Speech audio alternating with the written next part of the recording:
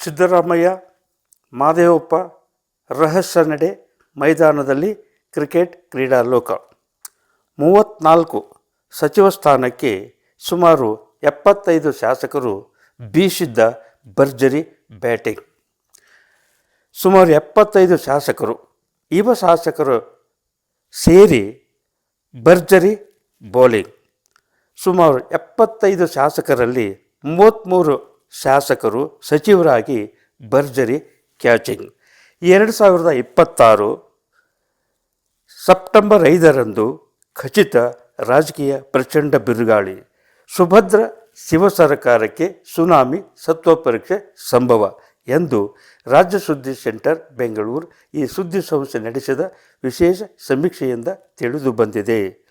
2023ರಲ್ಲಿ ರಾಜ್ಯದಲ್ಲಿ ಕಾಂಗ್ರೆಸ್ ಪ್ರಚಂಡ ಬಹುಮತ ಪಡೆದು ಅಧಿಕಾರಕ್ಕೆ ಬಂತು. ದೆಹಲಿಯಲ್ಲಿ ಸಿದ್ದು ವರ್ಸಸ್ ಡಿಕೆ ಶಿವಕುಮಾರ್ ಮುಖ್ಯಮಂತ್ರಿ ಸ್ಥಾನಕ್ಕೆ ಮುಷ್ಟಿಯುದ್ಧ ನಡೆಸಿ ಕೊನೆಗೆ ಹೈಕಮಾಂಡ್ ತೀರ್ಮಾನದಂತೆ 50-50 ಆಧಾರದ ಮೇಲೆ ಸಿದ್ದರಾಮಯ್ಯನವರು ಮುಖ್ಯಮಂತ್ರಿಯಾದರು. 3 ವರ್ಷ ಕಳೆದ ನಂತರ ಡಿ ಕೆ ಶಿವಕುಮಾರ್ ಅವರು ಮುಖ್ಯಮಂತ್ರಿ ಆದ ಮೇಲೆ ಸಚಿವ ಸಂಪುಟದ ರಚನೆ, ವಿಧಾನ ಪರಿಷತ್ ಚುನಾವಣೆ ಜಯ ಸಾಧಿಸಿ ನಂತರ 2ನೇ ಕಂತಿನ ಸಚಿವ ಸಂಪುಟಕ್ಕೆ ಸಂಕಷ್ಟ ಪಡಬೇಕಾಯಿತು. ಸಚಿವ ಸಂಪುಟ ವಿಸ್ತರಣೆ ಮಾಡಲು 60 ದಿನಗಳು ಬೇಕಾಯಿತು.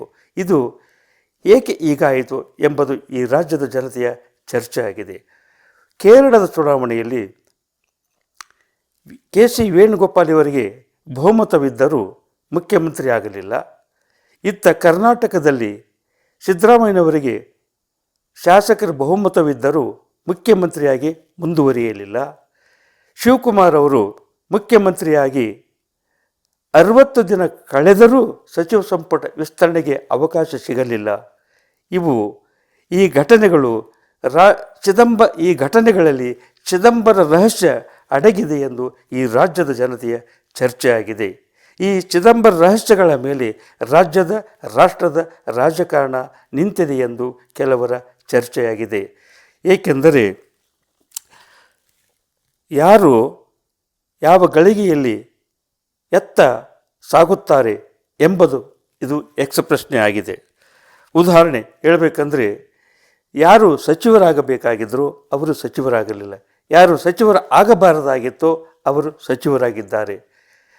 ಪಕ್ಷ ವಿರೋಧಿಗಳ ಚಟುವಟಿಕೆಗಳಿಗೆ, ಭ್ರಷ್ಟಾಚಾರಿಗಳಿಗೆ, ಆರೋಪ ಹೊತ್ತ ಶಾಸಕರಿಗೆ ಸಚಿವ ಸ್ಥಾನ ನೀಡಿದ್ದು ಬಹುಪಾಲು ಶಾಸಕರು ಸಿಟ್ಟಾಗಿದ್ದಾರೆ ಮತ್ತು ರಹಸ್ಯ ಚರ್ಚೆ ನಡೆಸಿ ಯಾವುದೇ ತೀರ್ಮಾನ ಯಾವುದೇ ಗಳಿಗೆಯಲ್ಲಿ ತೆಗೆದುಕೊಂಥ ಸಾಧ್ಯತೆ ಇದೆ ಎಂದು ಕೆಲವರ ಚರ್ಚೆಯಾಗಿದೆ.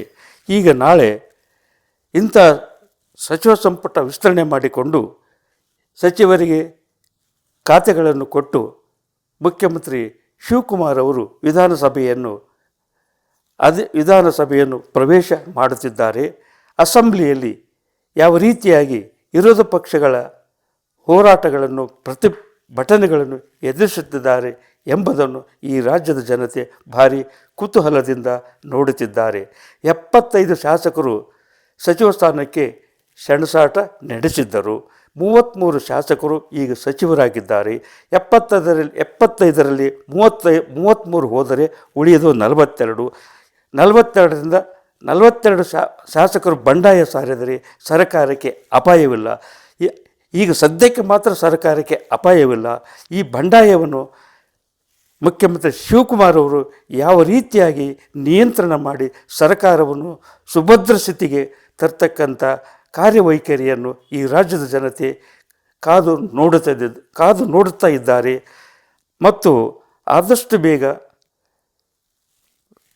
ಗ್ಯಾರಂಟಿ ಚುನಾವಣೆಯಲ್ಲಿ ಕೊಟ್ಟಿರ್ತಕ್ಕಂಥ ಗ್ಯಾರಂಟಿ ಭರವಸೆಗಳ ಬಗ್ಗೆ ಈ ಹೊಸದಾಗಿ ತಂದಿರತಕ್ಕಂಥ ಮೌಲ್ಯಮಾಪನವನ್ನು ಹಿಂದಕ್ಕೆ ಪಡೆಯಬೇಕು. ಆದರೆ ಇದರಿಂದ ನಾಗರಿಕರ ನೆಮ್ಮದಿ ಹಾಳಾಗ್ತಾ ಇದೆ. ಮೌಲ್ಯಮಾಪನದ ಹೆಸರಿನಲ್ಲಿ ಏನು ನಡೆಯಬಾರದು ಅದೆಲ್ಲ ನಡೆಯತೊಡಗಿದೆ ಎಂದು ಈ ರಾಜ್ಯದ ಜನತೆ ಚರ್ಚೆಯಾಗಿದೆ. ಆದಷ್ಟು ಬೇಗ ಸಮರ್ಥ ಸರ್ಕಾರ ತಂದು ನಾಡಿನ ಜನತೆಯ ಕಲ್ಯಾಣಕ್ಕಾಗಿ ಸರ್ಕಾರ ಕಂಕಣಬದ್ಧವಾಗಿರಬೇಕೆಂದು ಈ ರಾಜ್ಯದ ಜನತೆಯ ಬಯಕೆಯಾಗಿದೆ. ಜೈ ಹಿಂದ್, ಜೈ ಕರ್ನಾಟಕ. ಎನ್ ಜಿ ಕಾರ್ಟಿಗಿ, ಹಿರಿಯ ಪತ್ರಕರ್ತರು, ಬೆಂಗಳೂರು.